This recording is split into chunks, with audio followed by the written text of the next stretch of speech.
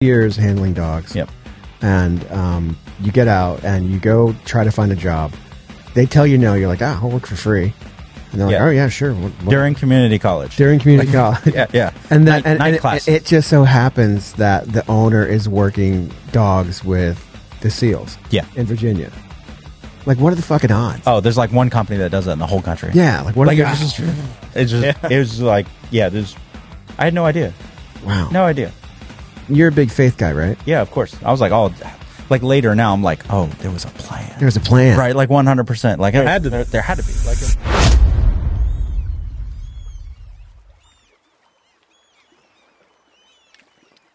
and here we go. What's going on? And welcome to Chucko's Tactical Podcast, episode 15. I'm here with my homies, Omar. Hello. Luke. What up? The amazing Dean Carroll. One and only. And we have very special guests tonight. We have Coastline K9. Erick Innis is the owner, and Olivia is one of their trainers. Thank you guys for coming. Thank you. Appreciate it. Thanks for the invite. Absolutely. Erick, you've been a friend of mine for, I think, about a decade. And I've seen you just about everywhere. Do you remember, like, you used to always just pop up? Or, like, we'd always bump into each other? Still do. Still do. I never let you know when I'm on the way. I just open the door. You just kind of appear. Yeah. Like, remember when I met you at the Radian booth? Yes. Like 10 years ago, Yes. and I was all by myself at SHOT Show and scared. And you're like, hey, come here. Yeah, I was by myself too. Were you? Well, I was with Radian before they were Radian. Was it like AXTS or something like that? Yes. They invited me to be an assistant, and I was like, oh, I got into SHOT Show. Like I was at that. So you were working there? Yeah. I was like an assistant. I was like, the guys that run and go and get the tennis balls like during the tennis match, and then they like grab them. And oh, you were an assistant, like you're getting coffee. No, I was more like hold this gun, and I was like, cool. Okay. But Erick, you're the owner of Coastline K9. You make. Tell me exactly what you do. I'm still trying to figure that out. No, I'm just kidding. So we have two sides of the house. We're a national brand that does pet training, everything from puppies all the way to severe behavioral problems. We have clients that send dogs from us from all around the country. And the other side that we're most known of, especially if you are in social media, Instagram, you name it, most people see is the action-packed family protection dogs that we provide and we deliver around the country. So that's probably more what our brand niche is associated with. So I met you, I think, the first time at a gun show, and you and some of your buddies, you guys were selling like tactical kit gear before anybody was really shooting in kit. Correct. And this was 10, 11 years ago. And then I saw you again at SHOT Show, and then a couple other times you would pop up here and there and come by the shop, and we always kind of, and then I think one year at SHOT Show, it was like all the rage was somebody brought a Malinois, and it was, it was on what social media there was at the time, and it was a big deal, and it was you. You were the guy who brought the first Malinois that I know of to SHOT Show and demoed and did things with the dog, and it like broke the internet, and it kind of launched, in my opinion, it kind of launched the whole dog phenomena that we know today. Would that be kind of correct? Yeah, there's people there that had dogs before us, but I think just being grouped and aligned with certain companies, then that's when people started. About that time is when social media platforms and stuff like that. But I wasn't the first. But people do remember us, right? It's like Pirate of the Caribbean. Like you're the worst pirate in the 7 seas. Yeah. But you have heard of me. Yeah, I remember. Right? Like that's, I think I live and die by that quote, daily. I remember it. Like it's a fond little memory that I have. Like everybody was talking about the dogs that year, and I was like, oh, what dogs? And I was like, it's my fucking friend Erick. And They always have the helmets? They didn't always have the helmets. However, we did showcase like some of the first times that dogs had helmets, and there's a few companies that came out. I believe I Canine Helm that year was like the first one to come out, and they're like, hey, can your dogs be a model? So it's like a gun bunny, but a dog. But a dog. Right? It's like put equipment on the dog and walk around, and then people stopped forgetting that there was scantily dressed like females trying to get people to go to their booths, and they're like, bring the dog. And I was like, well, on to something, right? Like, they don't talk back, like, this is great. The best Erick story, like, all right, so I think 3 years at SHOT Show, we're trying to nail this big client, like a big client who we've been trying to do business with for, at the time, was 5 years. Like, I emailed this guy for 5 years solid, trying to get his business, like, hey, come on, and a big name in the industry. And SHOT Show, I think day one or day two, we were doing our thing, and I noticed it, and I'm like, motherfucker, you're so-and-so. And he's like, yeah, and he hands me his card. I'm like, ooh, I can sell your number on the wall at SHOT Show, and Bathroom stall. So I've been stalking you for 5 years. He's like, yeah, I know, I'm here, let's talk. So we sat and talked, and I demoed my product, and then all of a sudden you come by with your dogs, right? You just kind of appear, like, there's, you appear with your dogs, and me and my wife completely forget about the client and just are like, we're going to play with his dogs now. And the guy goes away. Ouch. Yeah, the guy actually became like a client. It was, he's one of our big clients now, but it worked out. It worked out beautifully, but it's like you almost have a power over me with your dogs. Now, what ended up happening was you showed the client, you're like, you know what? Like, I can retract myself now that we've met, right? I look way less desperate if I just ignore you and pay attention to this dog. That's probably it was a tactic. Power, right? It was like, hey, we're going to go to SHOT Show. Here's the plan. Hike, right? We're going to call him over, get all his attention, and then ghost him. I'm not kidding. Like, leave him on red. It's exactly that's what happened in person, right? It's exactly what happened. Like Lori and I are rolling on the floor with these large Dutch Shepherds, and one of them I think is in my lap, and then like a half an hour later, I'm like, "Where's so and so?" And I think one of our guys is like, "He left, dude." I'm like, well, fuck that up. Then he came back and he's like, "No one wanted to talk to me." Exactly. Right. So before, so you've been involved with firearms culture for like a long time, like not just dogs, like training, military. What and I wanted to touch on that subject a bit, like to give us your background. Like, I know you were a ranger, you were involved overseas. Can you tell us a little bit about that? Not at all. I think we're done here. Okay. No, I'm just kidding. They still haven't unclassified JFK stuff, right? No. Okay. No. All right, we're done. Sorry, man. No. Okay. So You're the guy? He's the guy It's like, what? you're the one that doesn't want people to know their last name. with the mercury bullets. Yeah. Okay. You look different without the ghillie suit. Got it. So yeah, my background is as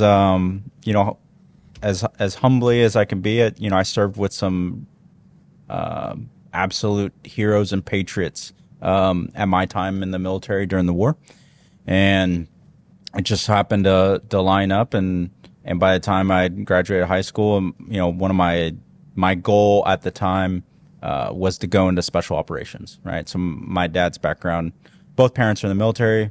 My dad was going through Green Beret, like Special Forces pipeline, like during 9/11.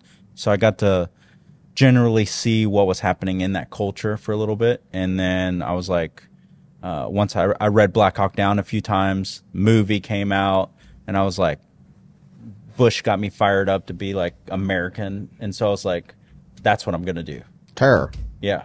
American. So I spent all my time from 2006 to 2012 and in one place. And, I made it to the 75th Ranger Regiment. I spent all my time there. In that time was the height of the war, both Iraq and Afghanistan. I was able to spend 5 combat tours between the two. 5. And all within special operations. And that's where I gained just a lot of my experience, knowledge, utilization, end user experience proven in those type of mission sets. And that's where both just the background of, firearms tactics, instructing. And then that's also what sparked and initiated my introduction into working dogs. And that's where it came from. So were you involved with working dogs with the Rangers? Yeah. So after I did 3 tours as a shooter, and then essentially my story kind of goes along the line. I was trying to be a sniper, but I realized like the guns were way taller than I was. And so once you start adding suppressors on, you're like, yeah, this thing is bigger than me. Right. But all jokes aside, I got asked to come and try out for the canine section of the Ranger Regiment, which is super small. And at that time, I think even dogs had like blackout bars on their faces. Like it is nobody really knew how they got used, especially in that type of mission set and role. I made it, went to a special forces centric dog school. That's where I got my foundation of understanding on handling, training, and then move into more advanced where you're doing night vision, shooting, CQB, fast roping, helicopters, insertion. With dogs. Full mission with dogs. And understanding how to be a shooter and then also have a dog attached to you and how to implement that system to be an asset when it came to deploying with your group of guys and your teammates and your platoon. And so I did that for 2 tours in Afghanistan. And then once Obama got reelected, I was like, yeah, I think I'm going to get out. And that's kind of what happened. And then, subsequently the war also started going down once that happened. So, that was a good exit for me. Okay. Who's the famous dog from the Rangers that would hit people in the head with his muzzle? So he wasn't a Ranger dog. He was another special operations hit some funky name. It's Woodan. Woodan. Yeah, that's it. So one time, this is before I was a canine handler, and we're riding in a Black Hawk and with another special operations, and this dog would be so amped, death stare. Like imagine Darth Vader if he was a dog, right? Like he's already got the muzzle on, right? Like whole nine. And this dog knew it was going to hunt humans. Like that's, like that was his thing. Oh yeah.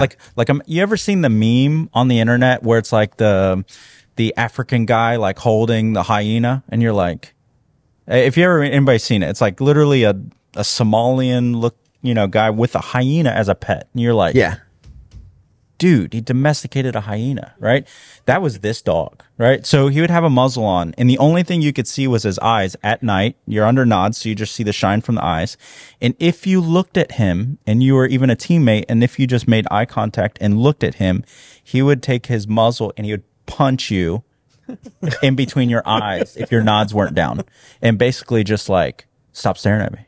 Yeah, lock right? in. And then it was just like you can look somewhere else, right? And it would hurt too, right? Oh, it's the story that I heard. Yeah, on the muzzle and how the muzzles are made, there's a steel bar in the front of them, right? And that protects the dog's face. But you're taking a softball bat to the face, right? And the dog's like, "What's up?" Right? Like, and so you think like if you were wearing a chain, you would probably give it to him. Like you wouldn't even steal it. You would offer it and go like, all right, like let's make peace. Woodan. Right? Yeah.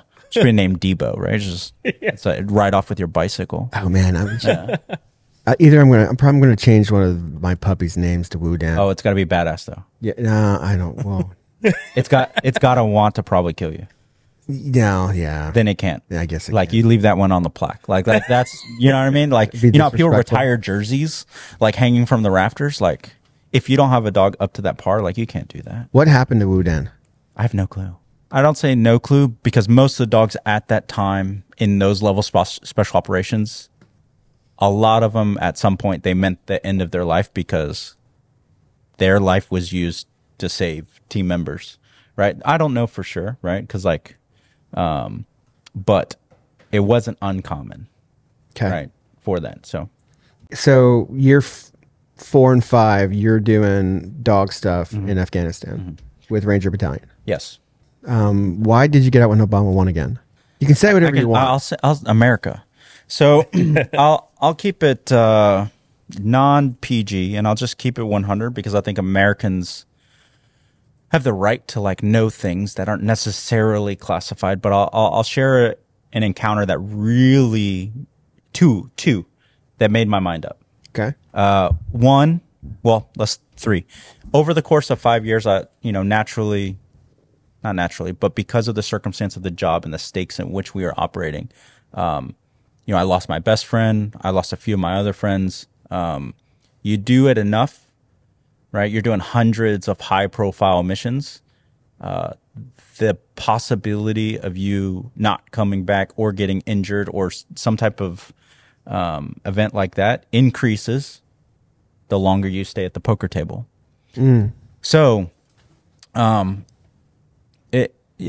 not saying it's a casino, but this is said a lot from people that are way more badass than me. You can be right 100 times, right? But the enemy just has to be right once. Oh yeah, and then you're right, like you're bankrupt. But and you pay with your life. So after 5 and 6 years, that's like it's back to back to back to back. And so once I got to my 4th deployment to Afghanistan, I was a canine handler. I was involved in a shooting, and just without a lot of information, there was a guy trying to blow up the base. Then following days, we got information and intel from it. And so this guy happened to live just outside the base. Like you could see the base at night from this dude's property, right? From his compound. Mm-hmm. And so we go in, we insert, we see all the information. I'm the first one that runs off the back of Chinook helicopter. And because I'm the dog guy, so in case I see something, either bombs and or I need to let the dog go off and either hunt, search, track, do whatever it needs to be, then it's clear out. There's nobody in front. So I come running off the back of this helicopter. Just kind of imagine this, middle of the night, under night vision. The helicopter rotor blades makes dust go everywhere, so you can't really see. Okay? And so you're kind of running blind. Like you know when it rains super heavy in Florida and it's like people put their hazards on, they're not supposed to, and you can like barely see the car. So imagine that, but dirt from the helicopter's rotation blades at night, under night vision. So I run probably about 20 yards. I'm like, well, I think that the front door of this compound is like 100 yards. So I just ran, a good section of it without being able to see anything. And I know there's guys out here. We can see them from our imagery satellite. Like we know that there's people out here. So I'm just going to run into somebody's pocket if I keep running. And so I take a knee, I stop, the dust settles, and like 20 feet from me is said guy. And he's standing in the middle of the doorway. He has a M16, which was odd. You're typically thinking like AK or some other type of communistic type of. Yeah. He had an M16 A2, right? And you can see it under nods. If everybody's been under night vision, like you can identify stuff. And so he's standing in the doorway, and I'm using my laser, my night vision, everything I can to like really confirm what it is I'm seeing. And he's probably from me to that door right there. People behind the cameras, they can't see, but from me to the door. And he goes and he lifts his rifle probably like 3 inches to the left when we have a team running to that side. And so he can't see me because it's dust and I have night vision. Okay. At this time, Americans pretty much the only ones that had night vision. After withdrawal, I don't think I can say that anymore. Mm-hmm. So that's a whole different topic. But so I engage that guy. I shoot him, probably like 5 rounds, kill that guy. Well, what happened once we got off of that target and kind of where the friction point was that this guy was a bodyguard of someone else that we did not know was actually on target and we were not prepared for. And let's just say that this guy was supposed to be, he's this bodyguard of supposedly an ally. Oh, wow. Country internal, but an ally, but the ally was having tea with the guy. With the bad guy. With the bad guy. Right? So I killed the bodyguard. That's why he was up front. When we find this information, 2 + 2 starts adding up. I had an investigation, right? Wow. Like opened up on me when we got back. It wasn't extensive, right? But it was from someone not in our unit, but that was there being nosy. And they were taking the ballistic trajectory of my rounds that impacted into the buttstock of this M16A2. Mm-hmm. Right? The first round went through the buttstock, blew out the guy's heart. He fell on himself like Twin Towers, right? And so they use ballistic, like a stick that you ever seen in like CSI. Yeah. They put that in the bolt hole to make sure that it wasn't flat-faced and that the gun wasn't pointed down flat against his body and that the gun was actually raised up in the manner that I said before I engaged him. And so they were going to use that to figure out whether or not it was a good shoot or I murdered the guy. So I'm over here. I'm this is my fourth deployment.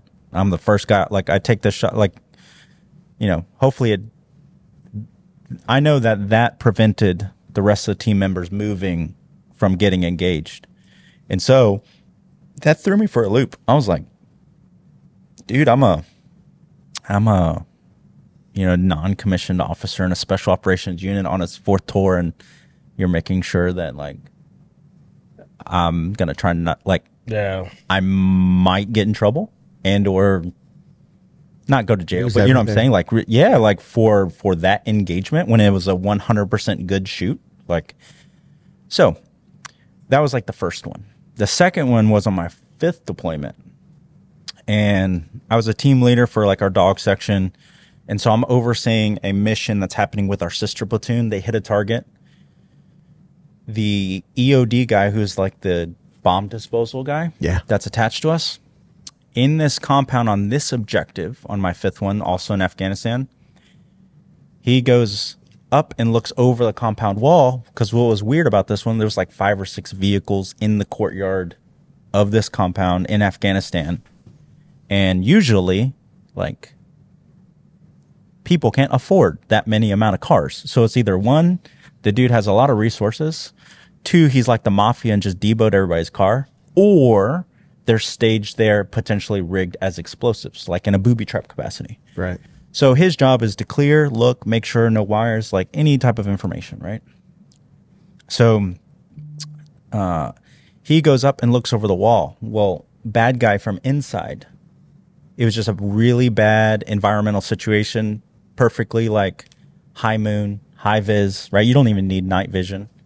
And so he's silhouetted on the wall, right? So you got a wall. He's peeking over like Peeping Tom, looking inside. You can see him clear as day pretty much because it's super light out because it's not dark. And so dude takes, I think it's like a Mauser or like an SKS or something like that, and like iron sight shot from like 15 yards and shoots the guy in the head. Wow. Right? The EOD tech. He lived. He's written a book now and stuff like that. He lived. But he got shot in the head. The only reason he saved is we had a surgeon, we had a PJ, paramedic, Air Force paramedic PJ, and we had like the surgeon of all surgeons, just so happened to be wanted to go out on target that was in our organization. And like they were basically doing skull surgery like outside the compound, like while this happened. And so for like 5 hours, they wouldn't let us go, or they wouldn't let that platoon hit the building, blow it up. They wouldn't allow them to go inside of it because there was rumors that there was still a potential wife in there with him. So they couldn't just like level the place. So they did CS gas, like whole 9. They denied sending the dog because at that time, the rules of engagement, they didn't want a female getting bit by a dog. Like that was like a concern of theirs, which was super political. And at the end of the day, like it's a non-lethal dog bite. And like the whole point of the dog is it's to get more information and or, stop said bad guy from killing good people. So they denied that. They denied a whole bunch of stuff. So like 5 hours later, dude comes out. And guess what? No wife was ever inside the building. It was just like a story that got told because they knew that it might play to the rules of engagement. And so he came out And because he came out with no rifle 5 hours later, second time, they arrested him, right? We had to basically do that procedure because at this point, 5 hours later, he's unarmed and non-combatant, even though he held himself inside the building waiting for us to enter, right? And like barricaded himself. So he comes out, take him, secure him, bring him back, release him, and he goes back. And so meanwhile, like... This is the guy that shot the unit. Yeah, this is the bad guy. Bad guy. So he gets headshot on your buddy. He gets captured and then ends up getting released because you can't do anything because that was like he came out uncombative, right? And so the EOD guy, the bomb tech who got shot in the head, he survived. But I distinctly remember like I was tasked once they came back with him, like all his equipment, and in all honesty, it was like, you know, helmet, skull matter, brain matter inside the helmet, and we're doing checks and balances on equipment, just like you do equipment checks here, receipts, serial numbers, like whole nine. Mm-hmm. And I'm like, he got shot in the head for what? Like, we couldn't even kill the dude who shot him in the head. Like, that's the political climate that we're in, is that, so once that happened, I was like, I don't know. Is that a poker table I want to stay at? Like, and for me, I was like, I think I'm good. I'm either might get in trouble over something that is like going fishing, right?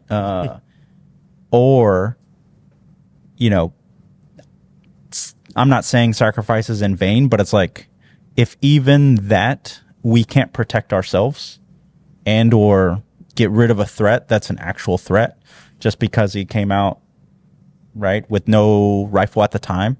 It's not like he just shot and was just like shooting and then no longer was shooting. Like, he shot someone in the head. Yeah. You know what I mean? Like a teammate in the head. Like, there's a casualty, helicopter, whole nine. That person's life is forever changed, handicapped. And we couldn't kill the guy because they were worried about there might be someone else in there. So that changed my outlook. And then when it was time, it was like, hey, there's these bonuses. Do you want to re-enlist? Do you want to do all this? And I was like, I sat on it for a while and I was like, no, I think that's that was a wrap. That's a wrap. Like, I think I did what I needed to do, and bless everybody else, like the rest of the teammates. And, you know, everybody has different motivations for staying in and whatever. But I think that was just the time where I was like, I think I'm good. Wow, man. It's interesting. I've never shared that before, other than amongst like family. But that's probably the first time on air. It's a good story. It's a good story. Yeah, interesting. We appreciate your service, man. I appreciate it. Did you have a hard time readjusting to civilian life at all, or? Oh, great question. I'd be lying if I said no. It's super different. I mean, you're coming from an apex organization where at any day everybody's better than you, right? And like, right.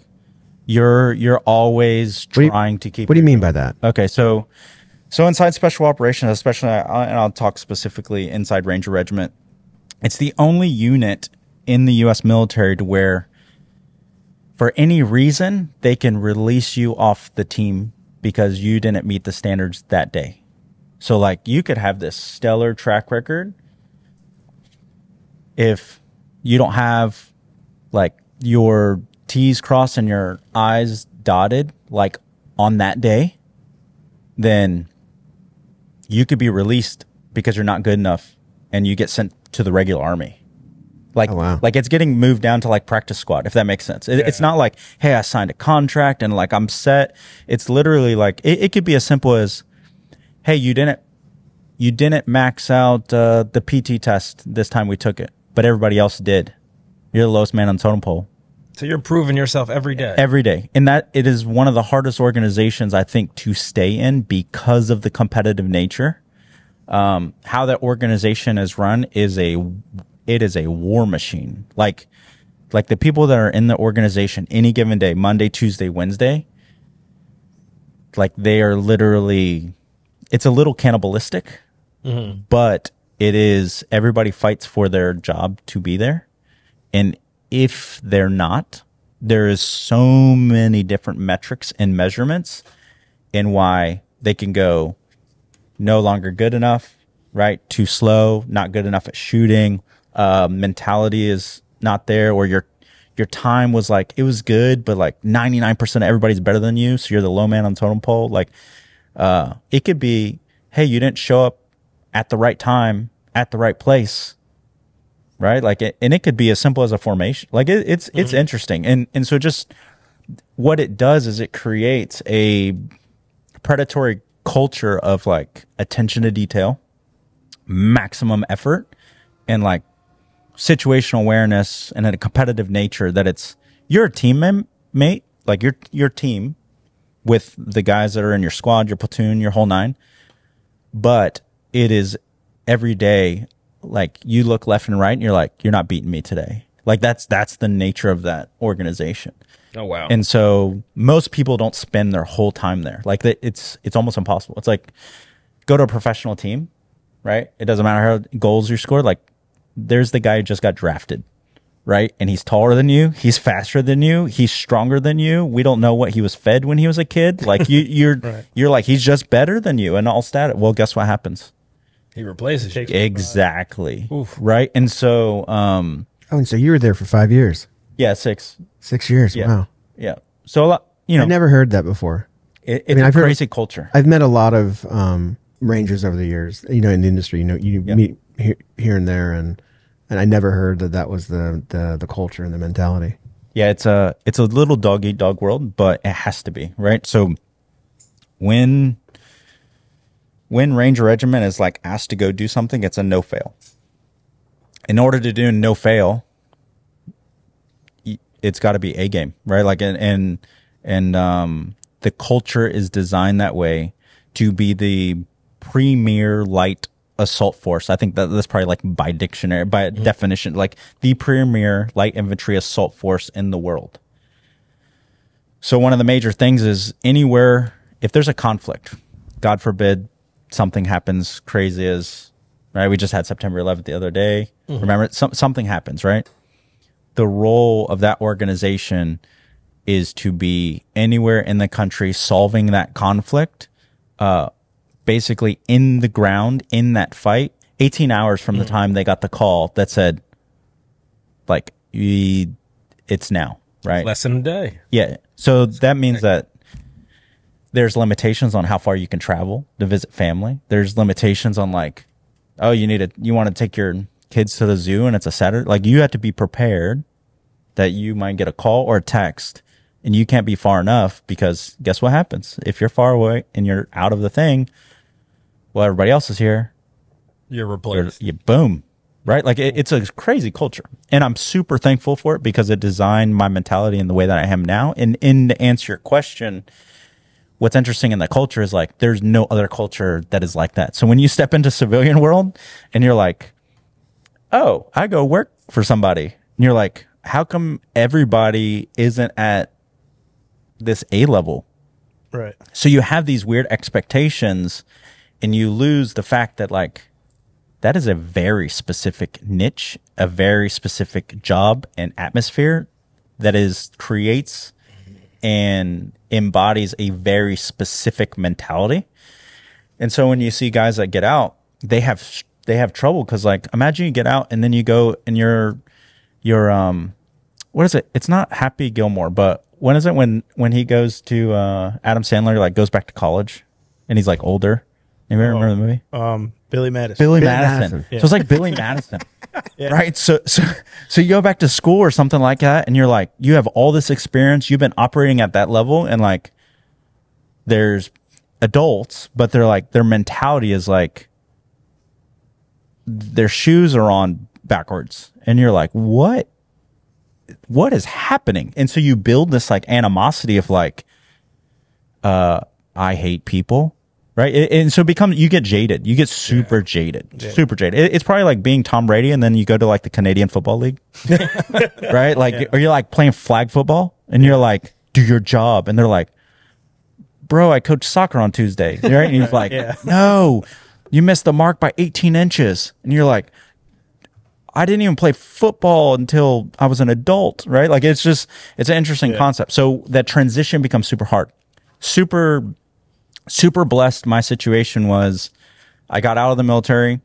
I was still interested in dogs. Had no clue what I was going to do. Zero plan. Someone told me to go to a dog kennel and like see if they had a job. And I'm like, oh, I got my resume. I'm literally hot off the press. Like I was in Afghanistan like 2 months ago, right? Like, and then I go, yeah, we don't have a position for you. And I was like, oh man, dang. And then I was like, well, can I like work for free? Right. And so I did that for like 3-4 months. And so I worked like 6-7 days a week pretty much, as just like a kennel cleaning and at a dog kennel. And then eventually, thankfully, through that, through a little grit, I got an opportunity by that company, to get hired. And that whole time, it's a little bit like Undercover Boss. I did not know, but that company held the contract for the Navy SEAL team or Navy SEAL like K9 program. Oh, wow. I didn't know that. I was just like, I don't know where the owner goes every day. Like, you know what I mean? I'm over here like scooping poop and like walking dogs. And I'm like, man, he never works. Right. Like, and I'm just being funny now, but I didn't know until one day he's like, oh yeah, like you'll start tomorrow. I'm like, cool. He's like, meet me at the base. And I'm like, don't we work here? Right. Like, and then it ended up being that. And so I did that for a little bit. And that really opened in Virginia. In Virginia. Yeah. In Virginia Beach. And so, you know, at that time, I'm 25 years old, and now I'm like, I'm blessed to be able to go right from being a handler. Wait, hold on a second. Yeah. So you get out of the military not knowing what to do. Zero What to do. Like negative idea. And 2 years handling dogs. Yep. And you get out and you go try to find a job. They tell you no. You're like, I'll work for free. And they're like, oh yeah, sure. During community college. During community college. Yeah. And that night classes. It just so happens that the owner is working dogs with the SEALs. Yeah. In Virginia. Like, what are the fucking odds? Oh, there's like one company that does that in the whole country. Yeah. Like, what? Like it was like, yeah. I had no idea. Wow. No idea. And So, you're a big faith guy, right? Yeah, of course. I was like, oh, like later now, I'm like, oh, there was a plan. There was a plan, Right, like 100%. Like There had to be. There had to be, like 100%. And so that's what ended up happening. Okay, sorry to interrupt you. No, Go. you're good. That's part of it. So I did that for a little bit, and So you're involved with the SEALs in Virginia training dogs, correct. and then what is it? Where do you You're go just from there? prepping Navy SEAL teams and the dogs, prepping the dogs to be at a level that meets the requirement as a special operation Navy SEAL dog as a trainer. How lucky was the guy who was working with the SEALs? He's like, dude, I got the fucking Ranger guy who was training dogs for free. Yeah. Oh, I mean, I probably. He's like, look what just walked into my place. Yeah, it's like this is before there was like Instagram ads, you know? Yeah, like right on. Hiring, right? Like DM us, right? DM us, #opportunity. No, there was, yeah, just, I mean, I never asked him that, but I'm just super grateful that like that got lined up that way. And I'm very grateful that he took a shot on me, because here's the reality. Being a handler and having operational experience does not equal understanding to be able to train a dog. It'd be the equivalent of saying like who here on the panel like shoots guns, right? We're in a gun shop, right? Yeah. Okay. Who is a gun manufacturer? Who is a gunsmith? Who here can do gun metalling? Who here breaks down metallurgy and tests? Right? Who does QC when it comes to metallic fitment? Yeah. Right. Yeah. Okay. So just because you can shoot a gun doesn't mean you can build one. Right. So in the same way, like I use that analogy as like, just because you can handle a dog, you can operate, you can do all these things, you can shoot the gun, you can steer the car, doesn't mean you know how it's built, and doesn't mean you know how to build it. Okay. And so I'm just super blessed that even though I didn't have a lot of training tenure, yeah, you have training as a handler, and you got to fix things, and you're responsible for that 100%. Yeah, but you weren't training dogs or the Rangers. Not at that level. Yeah. So you were actually really, really blessed to bebop into some place that were, not only did you get a connection with going forward, but you learned how to do your craft today, or set the foundation of it. Correct. And So an interesting like sidebar of that is, so that contract is like a government contract. Okay. And so there was a little friction point I don't think it wasn't with my performance. It was the lack of the like resume. You ever seen that meme where it's like you lied on your resume but still got the job? That wasn't the case. I didn't lie on my resume at all. Because I was like, hey, I've never been a trainer. I know how to train these behaviors that are very specific, that has to deal with being a handler, you know, searching for explosives, tracking, shooting, moving, doing all this stuff with dog stuff. But like I couldn't probably really teach you how to off leash dog at like 100 yards to stay there for like 3 hours. Like I couldn't do that. But because of the relevancy of my background, I got the opportunity opened up where I got kind of placed inside that contract. Well, if anybody knows anything about contracts and government contracts, like they are like super tight and like in order to win the contract, you have to fulfill exactly what the contract requirements are. Well, one of the requirements was that any trainers that worked on the SEAL teams had to have like 5 years like master dog training experience, at least in like been a head trainer like somewhere else. That was not me, right? Like I'm like, so I got placed in there out of relevancy, even though I didn't have quote unquote the resume requirements. I still knew how to do that role, right? And what was asked.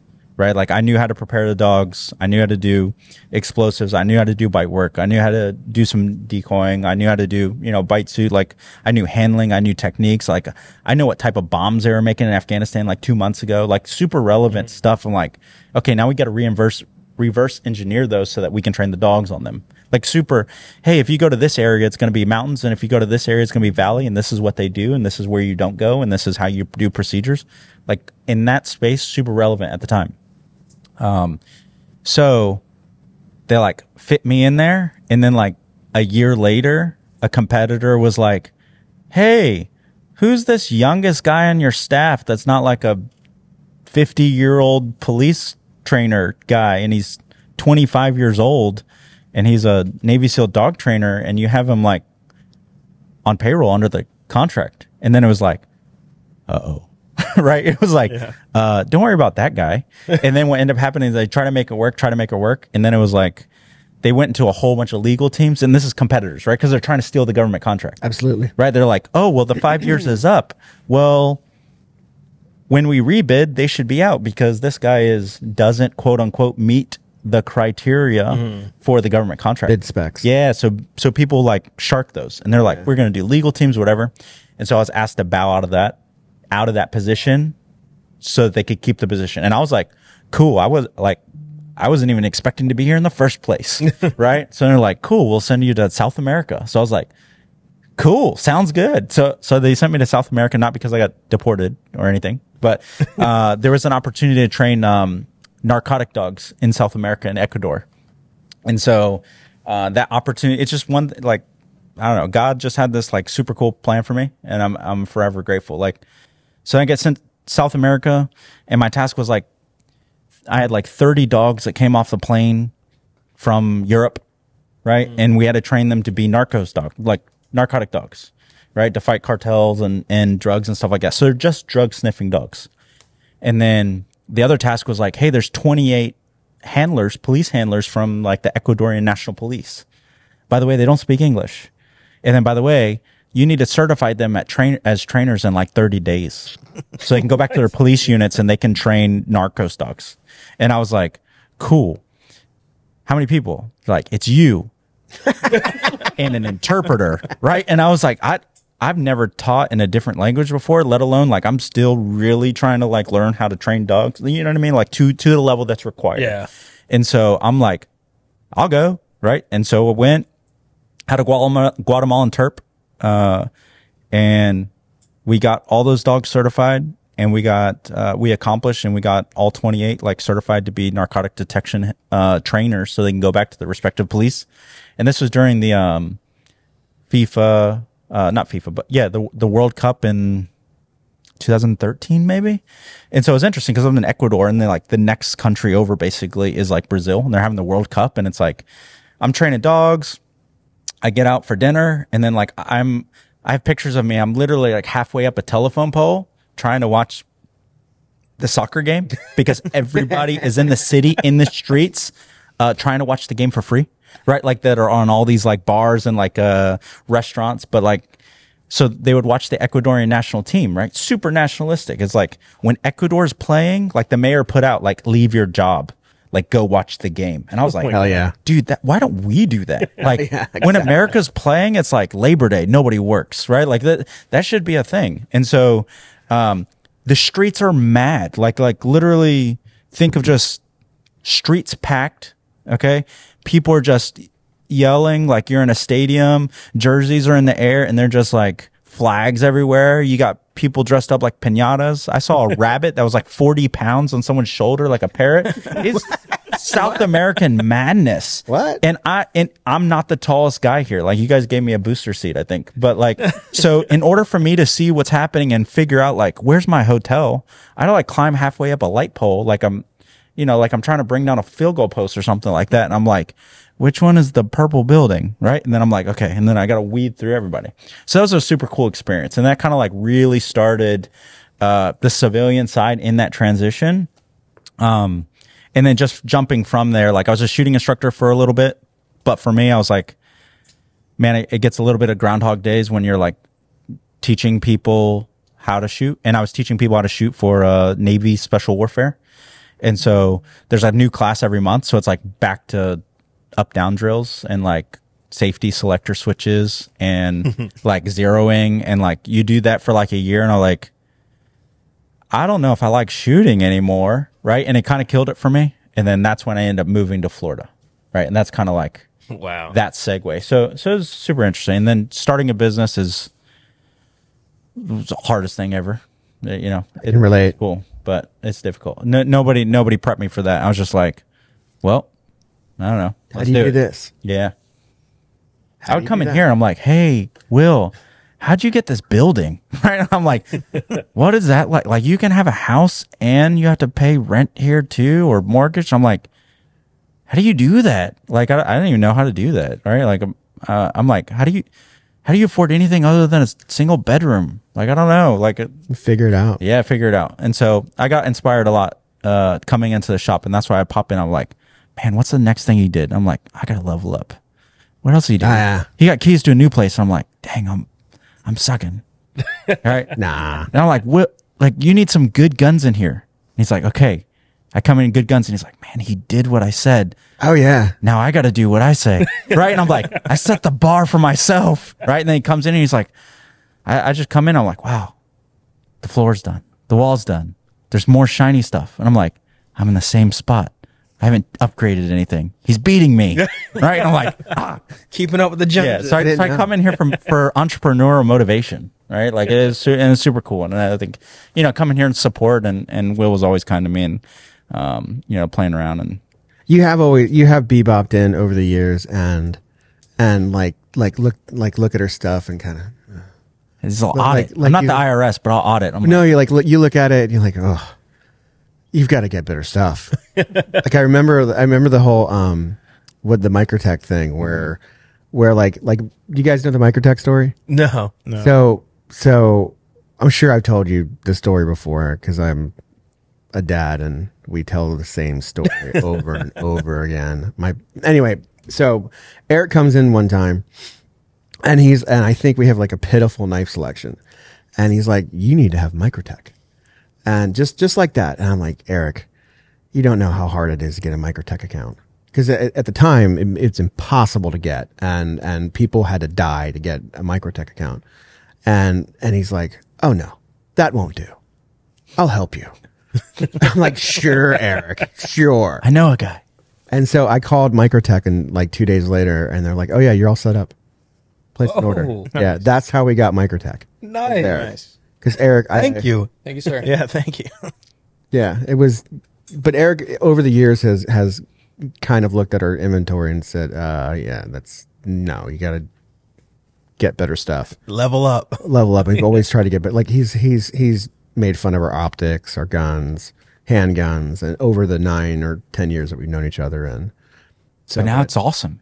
Yeah, it's pretty good. It's super, super dope in here, right? Like I was just saying, like I was like, man, I'm proud of you.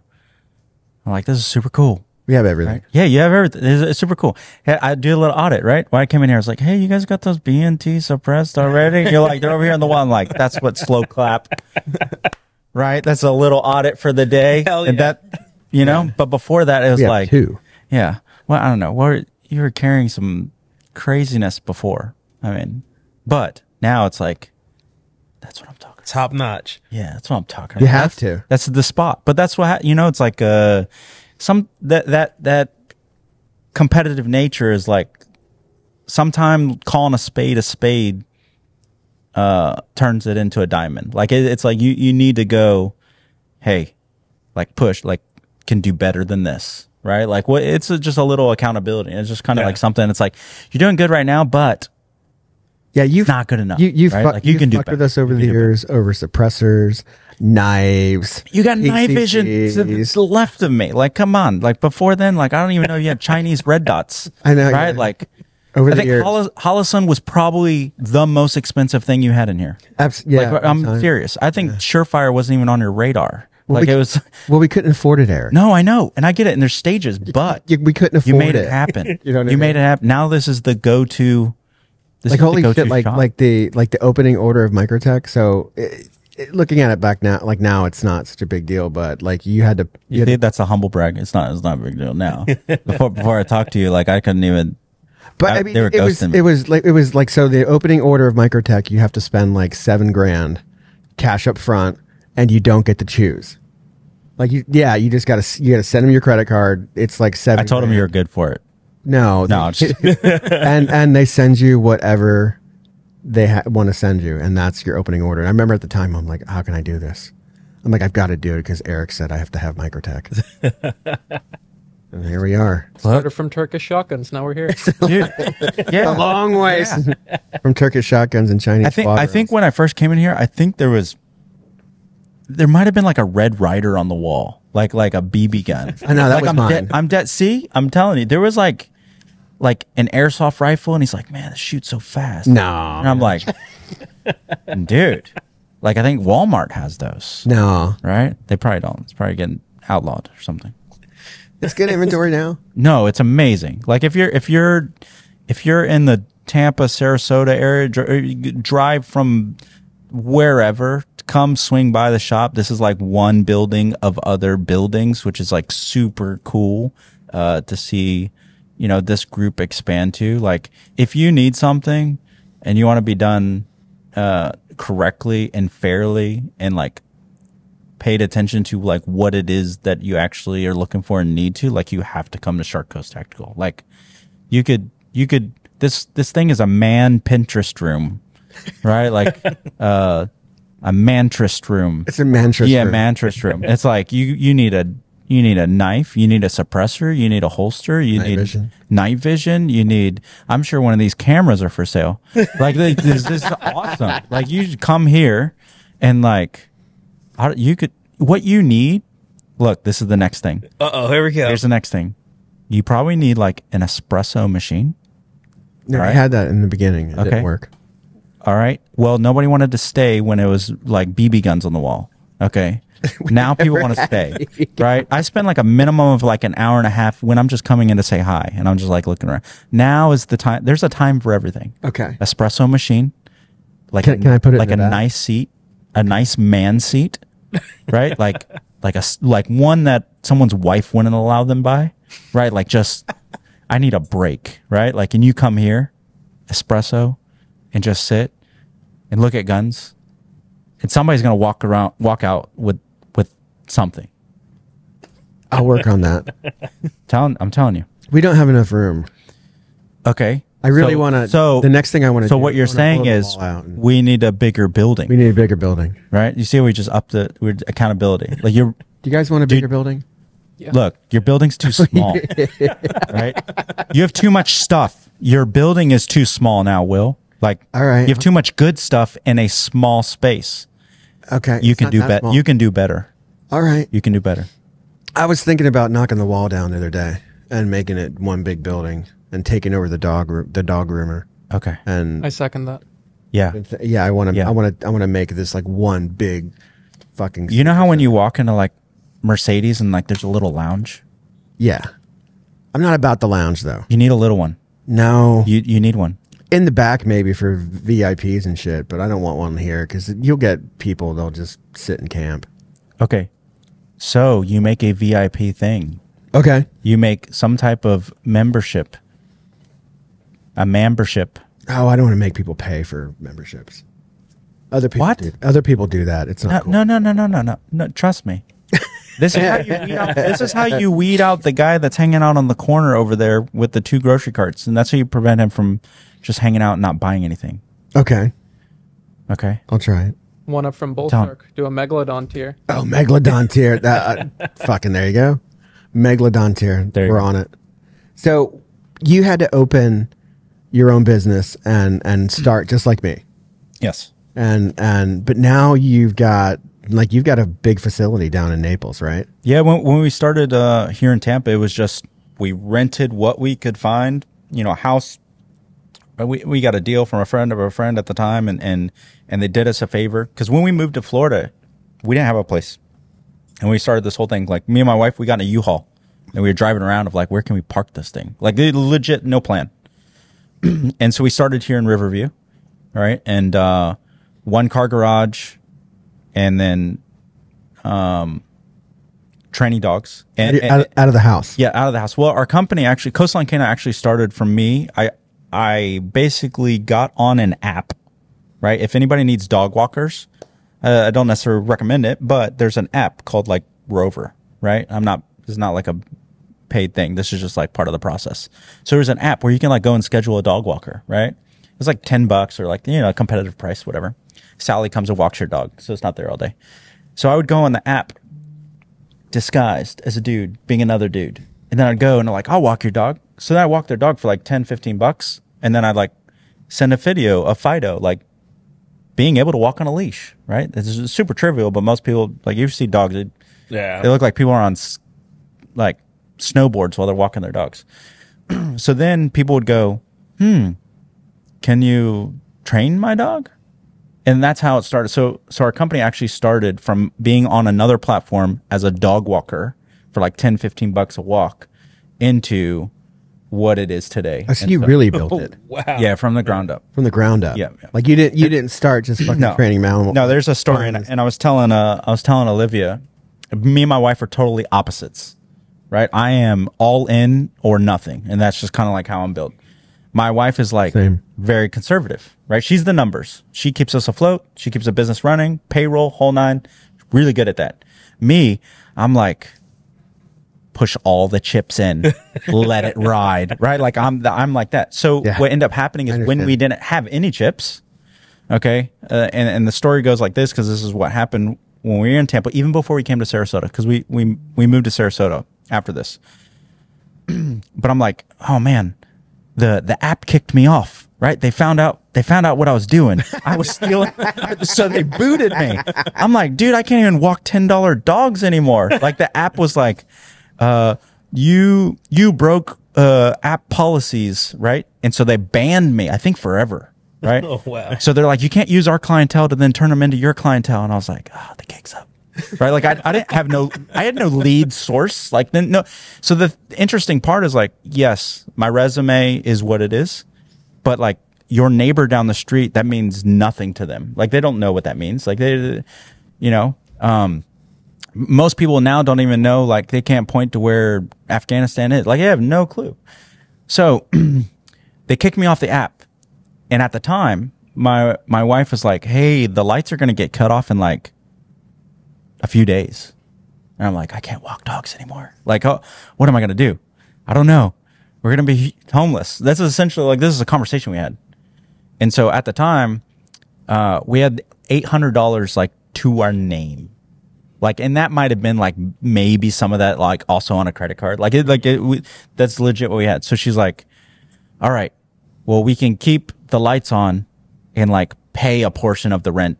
Like, maybe they'll let us ride and like give us forgiveness to the next one. So I was like, sounds like a plan. So then like the next day I took the $800 and I went to a decal shop like in town and I put our company name on our truck, like on a vinyl with like a phone number. And then she's like, okay, well, where's the money? I have to pay the bills. And I'm like, Oh, there's lint in my pocket. And I'm like, I spent it. She go, what? Like it was a make or break. Like we might be getting divorced in real time. That's how it was going down. And I was like, well, here's the logic. And she's like, if this does not work, like we are done, like you, like whole nine. Okay. So then I go and pick up the truck and it's got like Coastline K9 and a phone number, right? I drive it from the wrap place back to the house. And then we got like a $4,000 lead. nice. Yeah. Like that's all in or nothing. And so then I was like, hey, we can pay the whole bill. Like, and she was like, what the frick? Right. And I was like, all the chips in, babe. Like, and that's how I operate. And so from there, I can relate. from there, that's kind of how it started. And it grew into training. And then it was still out of the house. And then we moved to Sarasota, right? Moved to Sarasota and then we outgrew Sarasota and then we moved to Naples. And then that's where we're at in Naples. And then hopefully the idea is, to open up another facility somewhere else in the country as well. Oh, wow. Yeah. Oh. Yeah. Then you'll get me. Like that's. I don't know. There's more keys and more doors in real estate here than I don't even know where my keys are right now. Yeah, like that's you have more keys than I do. Nah. I'll tell you a real story. And I was telling Olivia this. Tell me if I'm lying.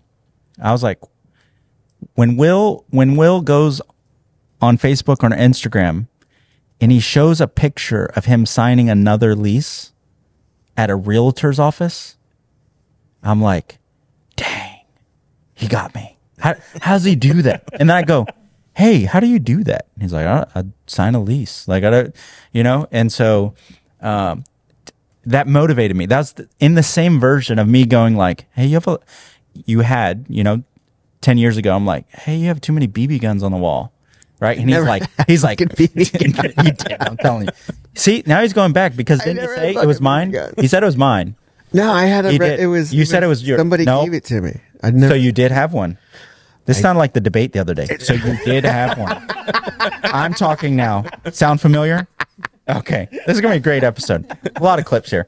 All right. So in the same way where I'm like, hey, man, like you got to level up.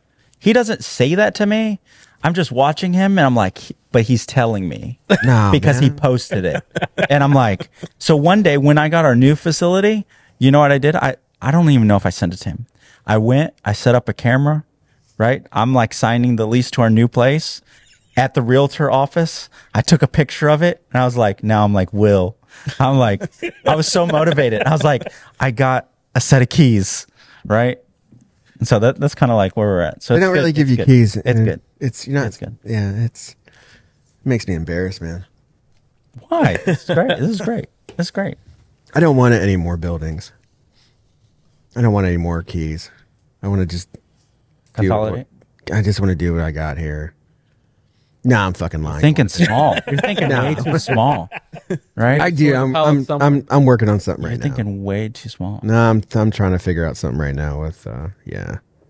It's tough. Look. The lounge section should be called like coffee and carbines. No, we're not doing that. Coffee and carbines. No, we're not doing that. We're not doing coffee and car. No. Yep. We had a conversation about the Shark Coast Coffee Company. They're coffee and carbines. I applied to when and then you can have a food truck out front that says beans and carbines. Do you remember when so I wrote like I tried to get a fucking Black Rifle Coffee Company franchise. Like I filled that application. Yeah. I never heard shit back, but I did. I filled it out. That's one that I haven't even been able to crack too. I've also asked. Yeah, I filled one out. Yeah. And I was like, I directly asked like the owner.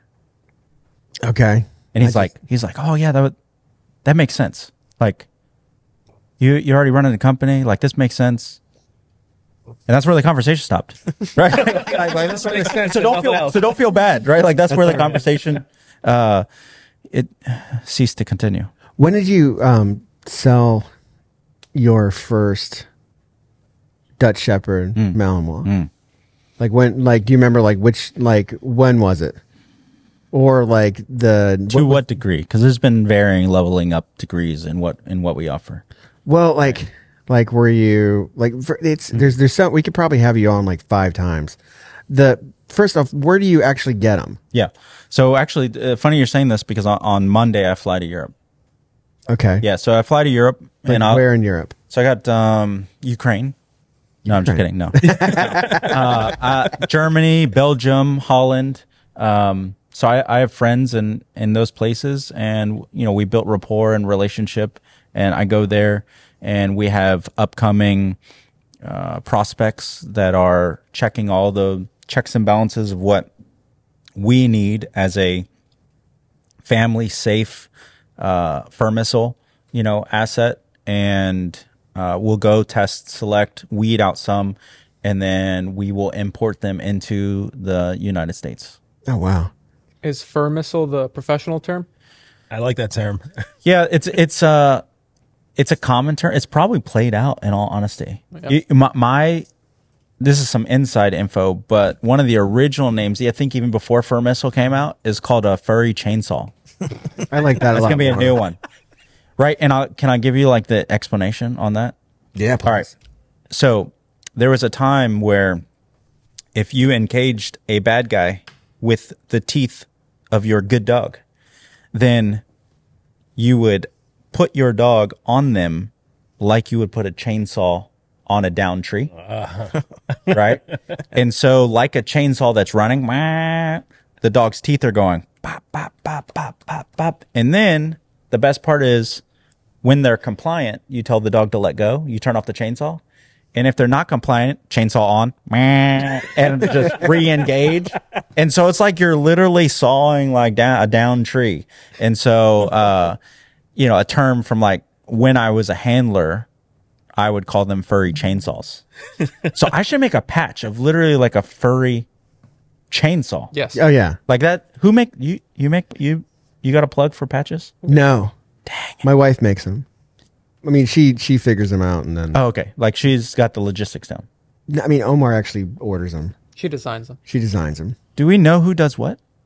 Yeah. Okay. Absolutely. She designs them. You order them. Or he orders them. Yeah. Got it. Yeah. All right. Omar's ops. We got to speak later. He's furry operations chainsaw. manager. Yeah. So you military family background. You want to go into special operations. You choose Ranger Battalion. Mm-hmm. You serve for 5 years, 6 years, but 5 years in combat tours. You get out. You just so happen to bebop into somebody who's training dogs for the SEALs. You get experience doing that, and then you get sent down to Ecuador. You do that, and then you come to Florida, and you're almost out of money.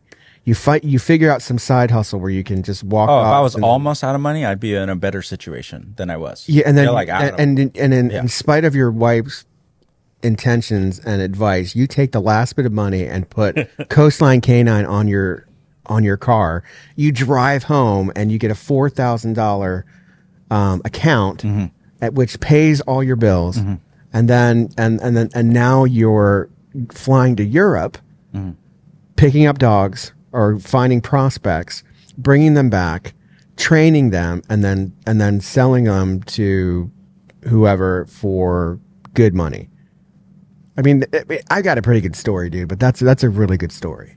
I appreciate it. I mean, I've got a pretty good story, but that's probably I think your better than story mine. is actually intertwined with my story. It is, like, since we've Like known it's each other. just like, push, shove, a little motivate, a little, hey, accountability, like weird. a little poking and going, hey, you gotta level up. You're gonna fall behind. I guess. I've never flown to Europe. I got to get that down.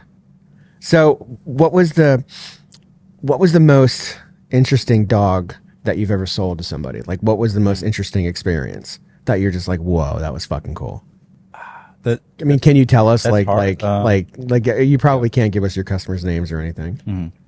Yeah, I can't do that. No. Yeah. They're all unique, and that's so cliche, but every one of our clients, we've done blue collar all the way to one of the wealthiest people in the world, and like top 500 in the world, everywhere in between. From a single mom that has to figure out financing in a bank situation, right, and figure that side out of things, all the way to someone that's in that list. And each experience is completely unique, because what we do that I think is different than other companies is a lot of other companies have an inventory and they're on a shelf per se, and then they're buying a blue label Glock. Okay. Where somebody can come in here and they can go, do you Cerakote? Is there an optic that I can put on? Is there a slide cut that I want? Do I want Donald Trump on the handles? Like, what do I want? Like, and then they go, oh, by the way, I want all that, but what platform should I use for shooting competition? And then it's like, okay, well, what shooting competition? Right. And it's like, and then you create this very custom user experience that is a specific puzzle piece that they're trying to fit in their life. So no two are the same.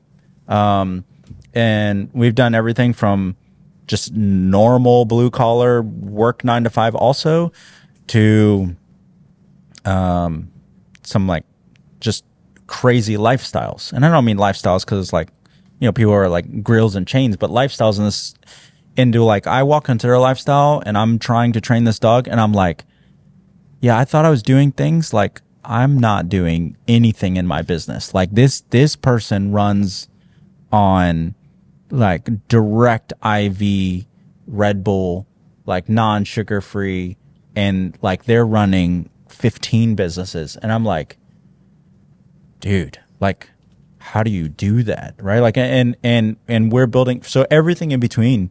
And, for me, I think every single one that I go on, I'm super blessed that somebody would invest and believe that we're the solution to the puzzle piece that they're trying to find. And so like, I go at it that way. Like I don't have one particular that I'm like, man, that was the best, or that dog was the best. It was more, It's every time. Can my team, right, to include Olivia here and the other ones that are back in our team, can we do what most people think cannot be done, right? And like, that's, if we can do that, like that experience with that customer that we're with now, like that's the next coolest one, right? And so that's it. So like, I mean, that might even be a good question for Olivia.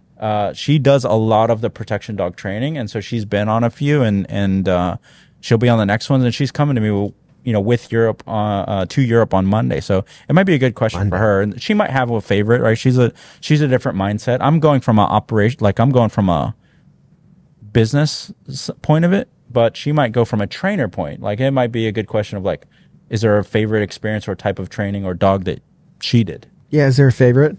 It's a difficult question for sure, because each family, like you're going into their homes, you're with their kids, you're introducing an entire different family member that offers so much comfort, not only with the dog's capability, but it gives them peace of mind mentally. And it's difficult. But my background itself is horses. So I do tend to, my preference is the horses, and intertwining the canines, the protection dogs. Like people that have horses, Western or like type of thing. Training the dogs to that lifestyle. Barns, stuff like that, right? So we have clients that they go from breeding, they showcase, they do dressage, they do cattle horses, they do all of that. And then being able to prepare a dog that is a furry chainsaw that can also sleep with you in bed. And yeah, we want to know about that. So that was a question we thought about in pre-prep. Like, are they cuddly? They are 100%. Like they will sleep in my bed 100%.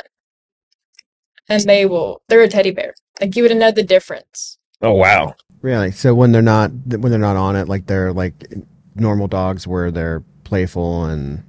Well, the purpose of these dogs is not to be the military dogs that he had. The purpose is for it to be a light switch where you can have your dog with the kids. You can work. You can go into whatever lifestyle, whether that be New York to Wyoming.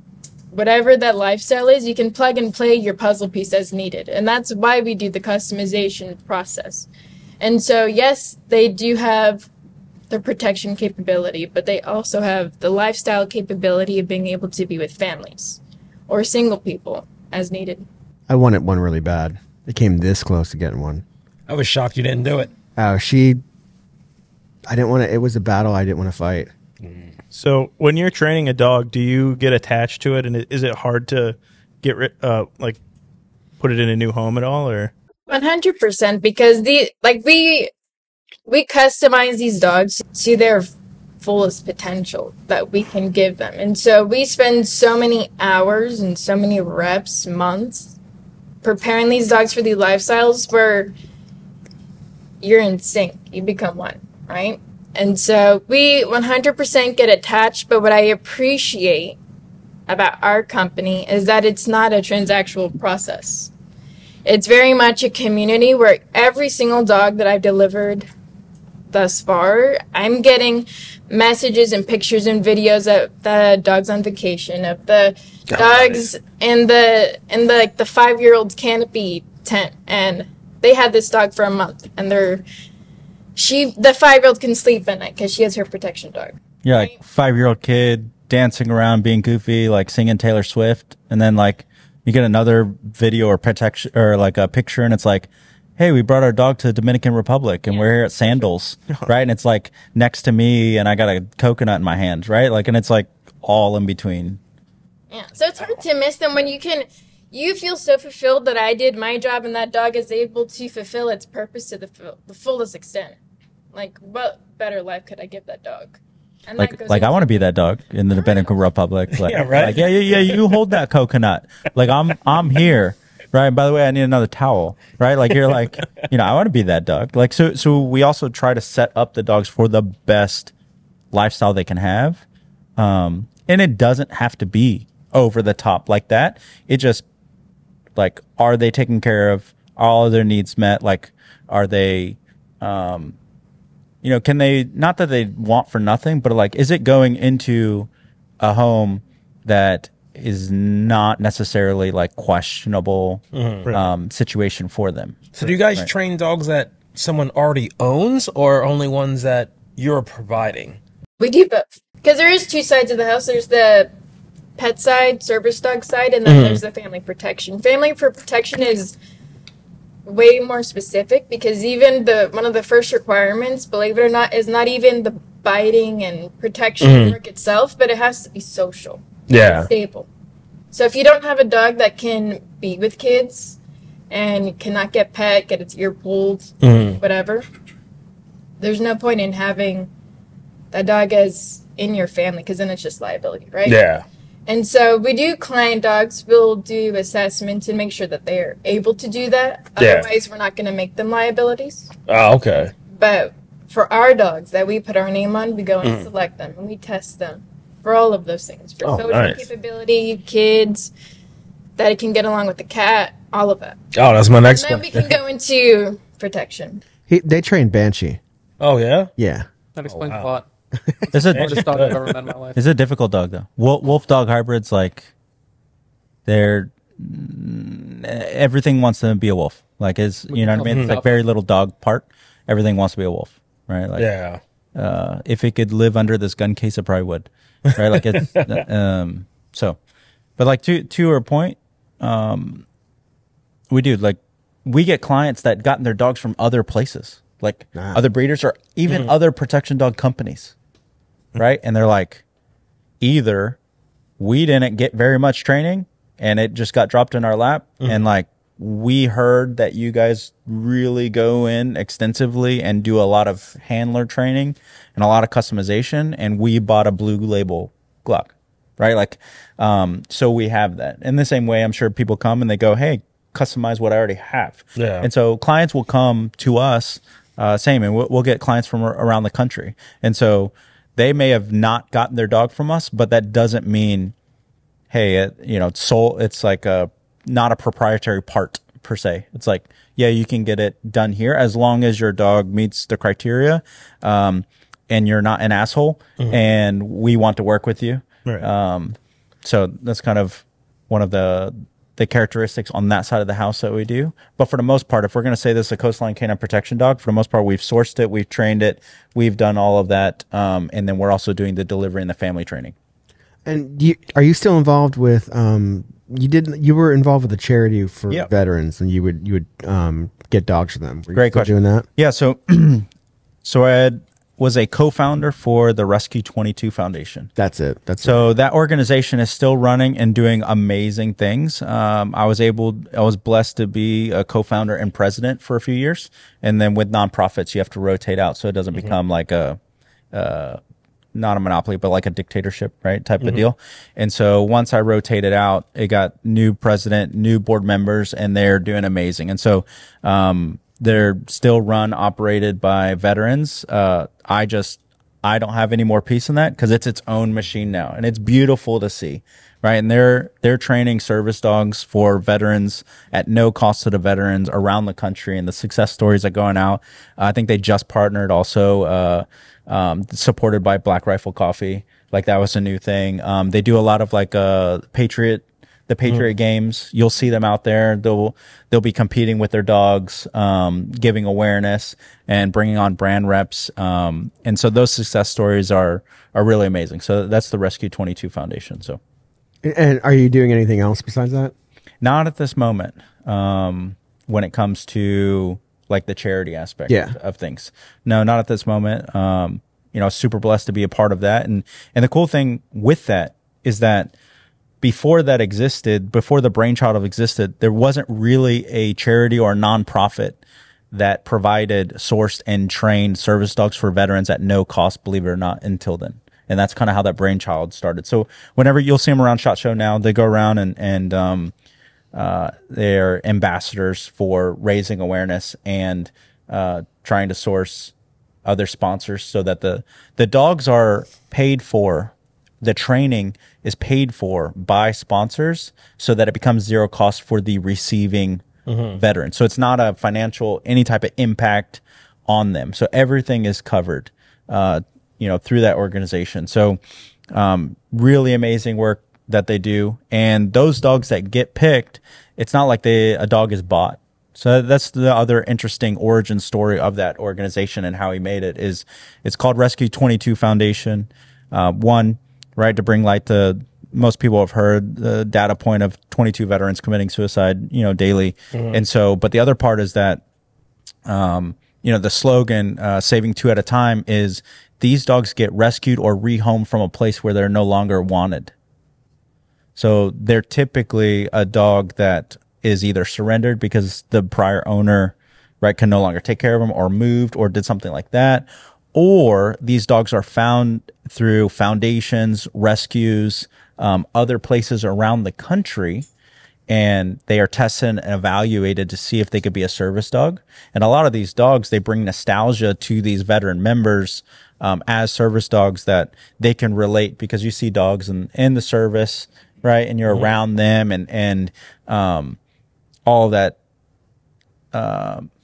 nostalgia and like camaraderie and like having their own kind of like battle buddy together. Yeah. Right. And so, just like most people probably can agree with me, it's like 9 times out of 7 days or 9 days out of 7, you're like, I like dogs more than people. Right. Like, and so that's really made a tremendous impact on the veteran community. And you helped found it. Yeah, helped found it, and now it's got a life of its own, and it's beautiful, and I couldn't be more happy. And so like that, they're doing amazing work, and so there's a whole new president, new vice president, rotates out and everything like that, and I was thankful to play my part in it, getting it going, and it's just beautiful to see. Can we have you on again, and you bring a dog and a bite suit, and you put Luke in it? He volunteered. We're not forcing. I don't know. Eric. All right, I'll do it. All I had to say was, "Oh." We had a. I'll do it. We had I should go viral. Oh, I'll do it. our first machine gun shoot. Remember where we blew up the Daniel Defense gun? We put the gunsmith in a dog suit, and Eric's dog ate the gunsmith. Yeah. I bet he loved it. He's no longer with us. No, I'm just kidding. Wait, is he? Do you remember? No, he's not. Oh. He actually, no, he's got a pretty good job. He's he finds veterans homes and work for a nonprofit. Super cool. Yeah, but you should. The guy could barely walk, and he's like running like this. Do you barely walk after, or Yeah, I could barely walk after too. It was awesome, but it was like the highlight of the day. Yeah, it's cool. They're always a crowd. They attract crowd. It's super cool. Of course, we would love to. We just We'd love to have you back. You could put Luke and Omar in a suit. Yeah, no, that's weird. Yeah. It's like you put them in a suit, you drop the dog in the middle. Right? You ever seen them like where you got two people and you drop the pistol in the middle? Yeah. Exactly. You drop the dog in the middle. Exactly. Right? It's gonna happen. I'm running. Yeah. All right, we're gonna call it. We want to thank Erick from Coastline K9 and Olivia for coming out and telling stories. We could have you on for a bunch more, just telling stories of deployments and dogs and shit you've done. And then the more we talk, the more I realize, like, oh yeah, we have the connection, we have that connection. Like, there's a lot of history between us, and I can't thank you enough for coming. No, I appreciate it. Busy guy. Thanks for the invite. Thank you. All right, so this has been Shark Coast Tactical Podcast number 15. We appreciate you guys watching. Remember, if you have the opportunity, smash the like button. Follow us on or subscribe to our YouTube page. Follow us on TikTok, Instagram. Facebook is now SET Laser and Customs because our original page got nuked. If you're in the area of Sarasota, Florida, Tampa, someplace like that, come down and see us. You can meet us. You can meet Luke. You can meet Dean. You can meet Omar, and we'd love to have you. Thank you guys again. We will see you. Thank you.